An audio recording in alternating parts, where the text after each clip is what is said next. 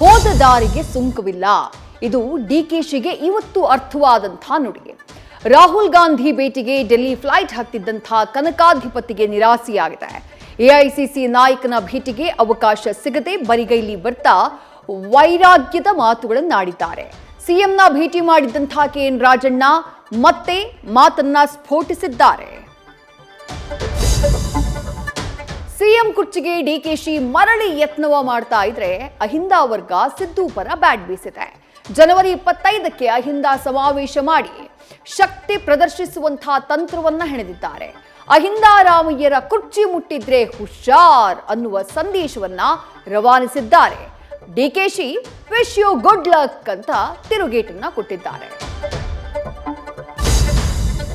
ಇವತ್ತು ಭ್ರಷ್ಟರ ಕೋಟಿಗೆ ಲೋಕಾಯುಕ್ತ ಲಗ್ಗೆ ಇಟ್ಟಿತ್ತು. ಜಮೀರ್ ಅಹಮದ್ ಪಿಎ ಮನೆ ಮೇಲೆ ದಾಳಿ ಮಾಡಿತ್ತು.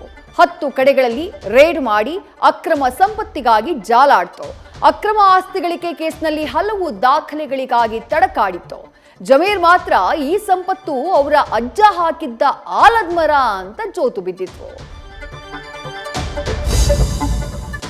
ಸ್ಟಾರ್ ವಾರ್ ತಾರಕಕ್ಕೇರಿ ಈಗ ಪೊಲೀಸ್ ಠಾಣೆ ಮೆಟ್ಟಿಲೇರಿದೆ. ಮಾರ್ಕ್ ಯುದ್ಧದ ಮಾತಿಗೆ ಟಕ್ಕರ್ ಕೊಟ್ಟಿದ್ದ ಡೆಬಲ್ ಪತ್ನಿಗೆ ಕಿಡಿಗೇಡಿಗಳ ಕೆಟ್ಟ ಕಾಮೆಂಟ್ ಬಂದಿದೆ. ಜಾಲತಾಣಗಳ ದುಷ್ಟರ ಅಟ್ಟಹಾಸದ ವಿರುದ್ಧ ವಿಜಯಲಕ್ಷ್ಮಿ ಪೊಲೀಸರಿಗೆ ದೂರು ಕೊಟ್ಟಿದ್ದಾರೆ. ಕಿಚ್ಚ ದಚ್ಚು ಫ್ಯಾನ್ ವಾರ್ಗೆ ಚಂದನವನ ತಮ್ಮದೇ ವ್ಯಾಖ್ಯಾನವನ್ನ ನೀಡಿದೆ. ನ್ಯೂಸ್ ಫಸ್ಟ್ ನಿರ್ಭೀತಿಯಿಂದ ನಿಮ್ಮ ಪರವಾಗಿ.